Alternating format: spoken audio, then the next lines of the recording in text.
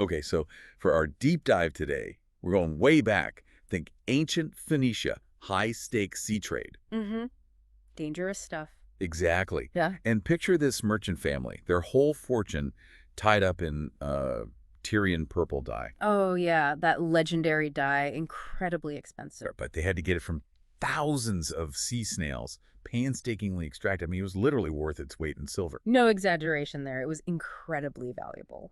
So for a family like Zeno's, this wasn't just, a business. It was everything, their whole livelihood, legacy, all riding on these super risky voyages. That it's hard to really grasp just how risky maritime trade was back then. Forget modern navigation or safety nets. Totally. Every single trip was a massive gamble. Storms, pirates. Yeah, or just, bad luck, human error. The Zeno family's wealth, their whole existence was constantly, on the edge. And then bam, the disaster strikes. A shipwreck. Yep. We don't know exactly why. It could have been the storm, maybe pirates, who knows, but the result. Total loss. Everything gone. Zeno loses the ship, the cargo, everything. Yeah. Just vanishes into the sea. And remember, this is way before insurance or anything like that. An absolute catastrophe. Irreplaceable fortune. Just gone. For most people, that would be it. Game over. Right. You'd expect despair, ruin. But this is where Zeno's story gets, well, really interesting. His reaction was just astonishing. Totally counterintuitive. Yeah, he's later quoted saying things like, I made a prosperous voyage when I suffered shipwreck. Or that other one, well done, fortune, to drive me thus to philosophy. Amazing. That's the paradox, isn't it? And that's what we're really digging into today. Yeah. How does this crushing personal disaster somehow spark one of history's most, enduring and practical philosophies?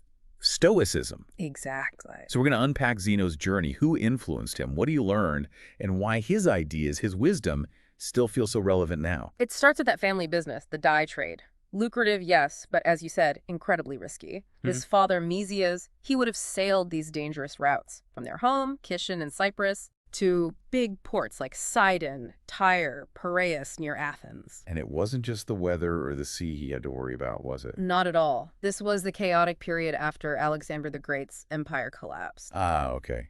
So politically unstable. Very. Yeah. His father would be dealing with blockades, paying bribes, navigating enemy lines. It was constant uncertainty. Wow. So you've got this family business basically thriving on the edge of chaos. How do you think that background, that sort of constant risk, might have shaped Zeno even before the shipwreck? That's a really good point. Because while we focus on the shipwreck as the moment, you're right, that underlying sense of, needing to adapt, needing resilience, that must have been baked in from the start. Makes sense. And, it's also worth mentioning the historical accounts about the shipwreck itself, they kind of vary. Oh, really? How so? Well, some say Zeno was actually already in Athens when he got the news. Others suggest he might have even sold the cargo before the ship went down. There's even a version where his parents sent him to Athens to escape war, or that maybe he still had other investments, so it wasn't total ruin financially. Okay, so the exact financial details are a bit fuzzy.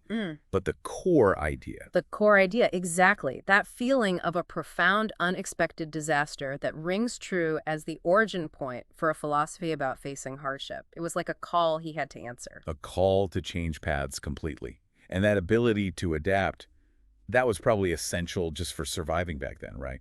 Yeah. Especially where he grew up. Absolutely. Kinishin, Cyprus. It was right in the thick of it after Alexander's empire fell apart. A real valuable chess piece, as historians say, caught between warring powers. A turbulent world. But amidst all that, his father, Menesius, he wasn't just about business. No, apparently not. The sources say he was a loving father, and crucially, he brought books home for Zeno, including books about Socrates. Ah, okay. So that seed was planted early on, that intellectual curiosity. Definitely. It sets the stage perfectly. You can almost picture young Zeno maybe dreaming of adventures like his dad, the trade. He was described as tall, lean, dark-skinned business. They called him an Egyptian vine. Huh. Quite the image. Yeah, quite different from how he was described later in life. Thick-legged, flabby, and weak. Really? What happened? Well, it seems like this shift to life on land, perhaps a more sedentary, scholarly life, changed him physically, and apparently made him a bit socially shy, too. Interesting contrast. So, okay, Zeno gets to Athens. Whether it's right after the shipwreck or he was there already, he steps into this incredibly vibrant city. Oh, absolutely. Athens was a major commercial hub. thousands of citizens, loads of foreign nationals. And a huge slave population, too, you A mentioned. staggering number, yeah, hundreds of thousands. So it's a city geared towards business, for sure. But it was also something else, wasn't it? It was. It was this unique place where the elite, the ones with enough wealth and leisure time, were debating these huge ideas. Philosophy, ethics, politics, the stuff we still talk about. It was, as the source says, fertile ground for the awakening. And the awakening happens in a bookstore. Sounds almost modern. It really does. So the story goes, Zeno's in this bookstore, maybe just browsing, taking a break from business or whatever brought him there, and there's talk happening. Right. A bookseller is reading aloud from Xenophon's works about Socrates, the same Socrates his dad had introduced him to through books. Wow. Talk about things coming together. Exactly. And here's where it gets really fascinating. Apparently, sometime before the shipwreck, Zeno had gone to an oracle. Okay. Asking How to live the best life. And the oracle's advice was cryptic, as usual. Hmm. To live the best life, you should have conversation with the dead. Conversation with the dead. What did that even mean? Think about it. As Zeno sat there, listening to the words of Socrates being read aloud, generations after Socrates himself walked those same Athenian streets. The books. Bingo. It must have been this huge aha moment. Books are how we have conversations with the dead, how we learn from the wisdom of the past. The oracle's advice suddenly made perfect sense. That's brilliant. So he's listening to Socrates via the bookseller. Was there a specific bit that really hit him? Yes, very specifically. It was a passage from Xenophon's Memorabilia, the story called The Choice of Heracles. Heracles the hero. The very same. He's shown at a crossroads, basically, being tempted by two figures, virtue and vice. Okay, classic setup. Virtue tells him the path is hard work, discipline, making your body serve your mind, toil and sweat. Vice offers the easy way, pleasure, laziness. You know the drill. Don't you see what a long and hard road? Come the easy way with me. Something like that. Precisely. It's that fundamental choice. The hard path versus the easy one. And for Zeno, sitting there after potentially losing everything. You can see which way he'd lean, towards the harder path, the one with meaning. Exactly. The future founder of Stoicism wasn't going to choose the easy way out. So, fired up by this, he goes up to the bookseller, right after the reading, and asks this life-changing question. Where can I find a man like that? He means like Socrates. He's looking for a teacher, a living mentor. And then, pure luck. Well, it certainly seems like it. At that exact moment, who happens to be walking past the bookstore? Don't tell me. Crates, a famous Cynic philosopher in Athens at the time. No way. Yes. The bookseller just points him out. There goes one. Later Stoics, looking back, would definitely say that was fated destiny. It feels fated. But, it wasn't just fate, was it? It was Zeno actively seeking. Absolutely crucial point. It wasn't just luck. It was Zeno choosing to go in the bookstore, choosing to listen, and then crucially, choosing to ask. He wasn't passive. He wanted answers. He wanted guidance. That drive is really the starting point for Stoicism. So Crates, tell us about him, this philosopher Zeno bumps into. Crates of Thebes. Interestingly, he had a bit of a similar backstory, came from a wealthy family himself. Okay. And apparently, after seeing a tragic play, he was so moved that he just gave away his entire fortune, packed up and moved to Athens to study philosophy. Wow. Another one who walked away from wealth. Exactly. He followed the Cynic path, known for its simplicity and unconventional behavior. Crates became known as the door opener. His wisdom attracted students. And he didn't exactly coddle Zeno, did he? There's that famous story. Ah, yes, the lentil soup incident. Classic Crates, more like tough love. Right. So Crates senses Zeno is maybe a bit self-conscious, perhaps about being a foreigner or his appearance after leaving the sea life. Zeno was apparently quite shy on land. So Crates gives him this task. Yeah. Carry a big, heavy pot of lentil soup right through the main public square, the Agora. A deliberately humiliating task, right, in front of everyone. And Zeno, totally understandably, tries to avoid the main drag. He tries to sneak through the back alleys holding the pot. But Crates isn't having it. He finds Zeno. And then... He takes his walking stick and just smashes the clay pot. No. Yep. Lentil soup goes everywhere, all over Zeno.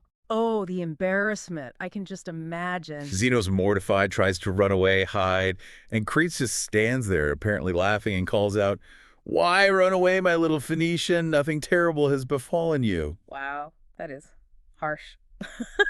But effective, I guess. What was the deeper lesson there? It's pure cynic philosophy in action, confronting social anxiety, vanity, the fear of judgment head-on. Crates was forcing Zeno to see that embarrassment, what other people think, it's not actually terrible, it's just an internal feeling. Getting him to shed that self-consciousness. Exactly. It was a foundational lesson for Stoicism too, focusing on inner virtue, not external appearances or opinions. It took courage from Zeno to stick with it after that, and shows how important challenging mentors can be. So Zeno, having gone through this initiation, really commits to this new philosophical path. He leaves the merchant life behind. Completely. He starts developing his own way of thinking, trying to balance that deep study and contemplation with, the realities of living in a busy, often brutal world of commerce and conquest. And what was his goal?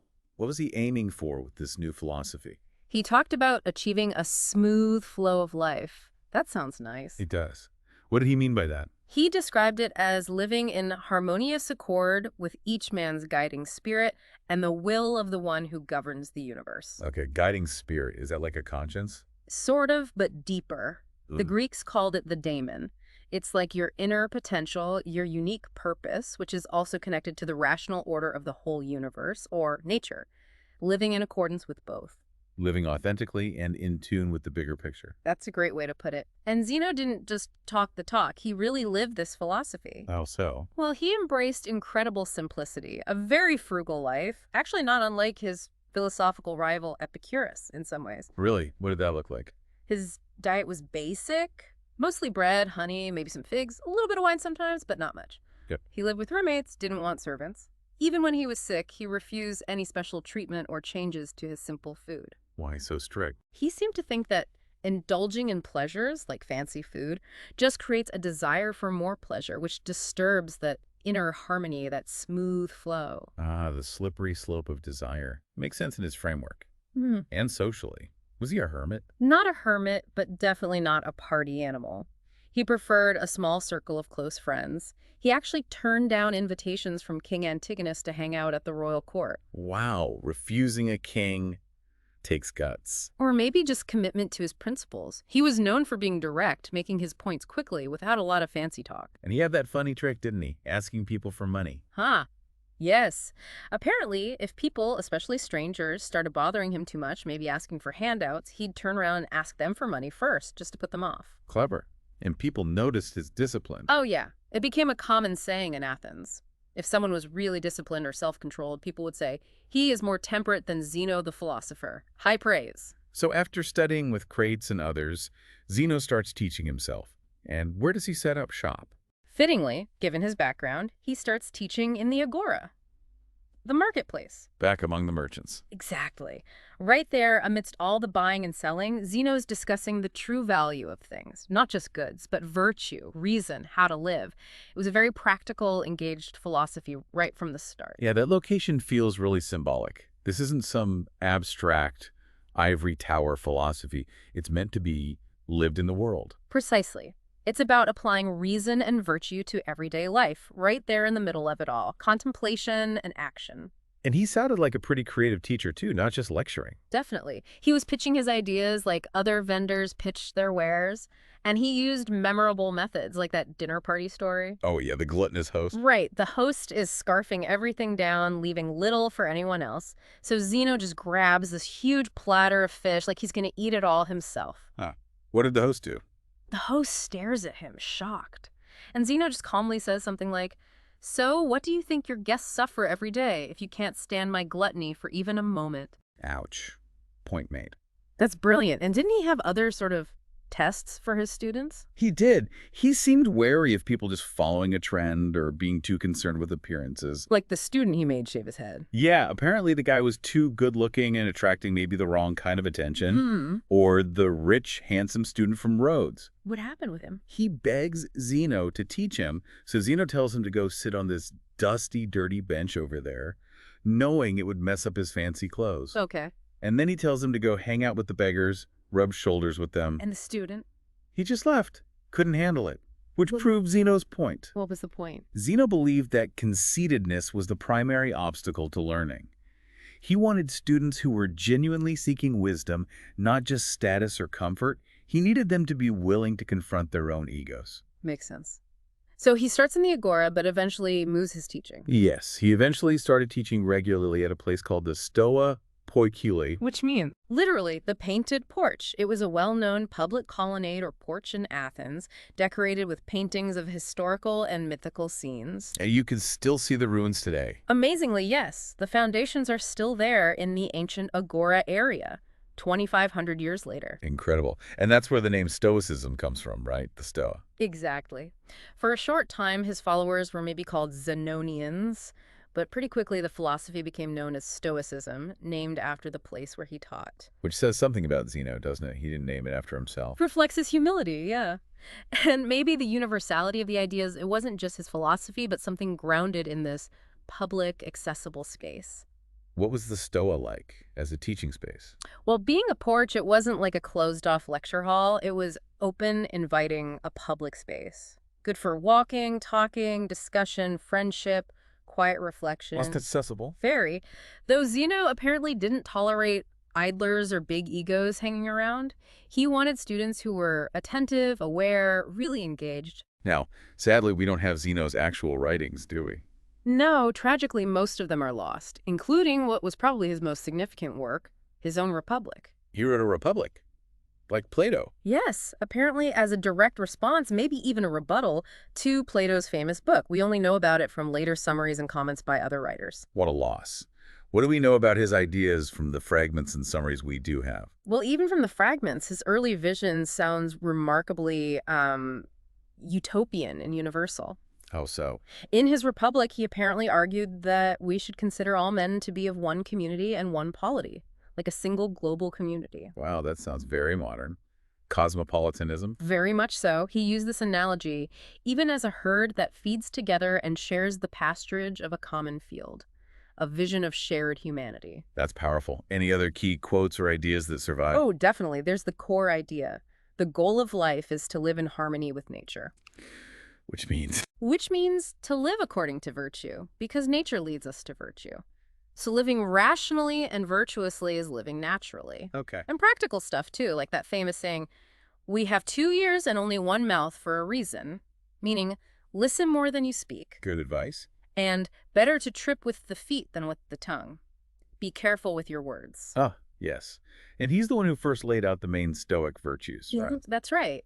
He originated what later Stoics developed as the 4 cardinal virtues: courage, temperance or moderation, justice, and wisdom. The big 4. The big 4. He saw them as interconnected, inseparable really, but distinct aspects of a virtuous life. They became foundational. So unlike some philosophers who were maybe ignored or persecuted in their time, Zeno was actually respected. Very much so, which is quite remarkable. While he was still alive, the Athenians apparently gave him the keys to the city. Wow. They awarded him a golden crown and commissioned a bronze statue in his honor. He was genuinely admired. Yet despite all that Athenian love, he didn't forget where he came from. No, he didn't.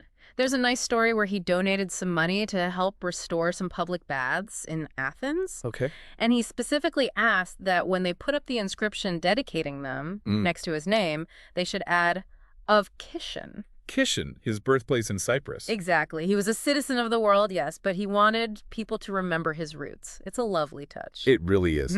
So, beyond the virtues, what else did he emphasize? What was key to his teaching? He was really interested in truth and epistemology, how we know things, how we move from just sensing the world to actually having knowledge. Okay, how did he explain that? He famously used his hand to demonstrate the steps. It's quite vivid. Oh, yeah, show me. Okay, so first he'd stretch his fingers out, open palm, and say, perception is like this.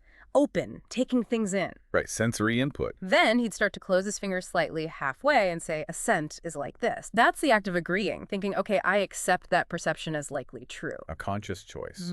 A deliberate choice. Then he'd close his hand completely into a fist. Comprehension, he called that. A firm grasp of the concept or fact. Got it locked down. But that wasn't the final step. For true knowledge, he'd take his other hand and wrap it tightly around the first fist. That was knowledge. Wow. Secure, unshakable understanding. Exactly. And he believed that final stage, true knowledge, was really only possessed by the sage, the perfectly wise person. an ideal to strive for. So reaching that kind of wisdom, it wasn't like a sudden flash of insight for him. Not at all. His whole life story shows it. From that shipwreck, through decades of studying, learning from greats and others, teaching, refining his ideas, it was about 50 years of work. 50 years. Yeah, it wasn't one big epiphany. It was consistent effort, step by step. He actually said something like, well-being is realized by small steps, but is truly no small thing. I like that. The small steps add up to something significant. Precisely. It's the consistent practice. And his death. It fits the philosophical life, doesn't it? Tell us Right. about that. It's quite a story. He was about 72.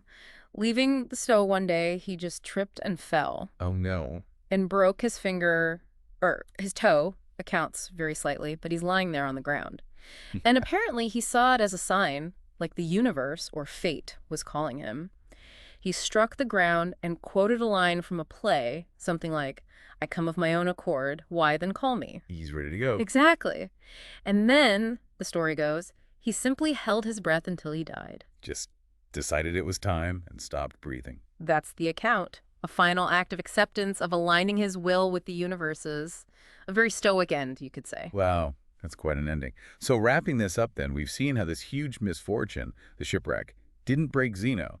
Instead, it propelled him onto this path.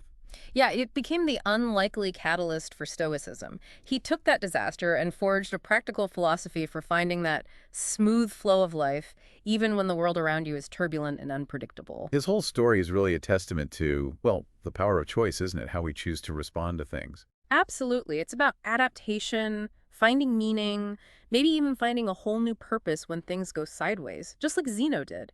It really makes you think about your own responses to unexpected challenges. And it wasn't about waiting for some grand revelation.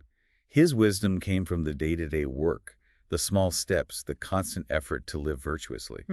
That quote, well-being is realized by small steps, but is truly no small thing, sums it up beautifully. Maybe that's the final thought then.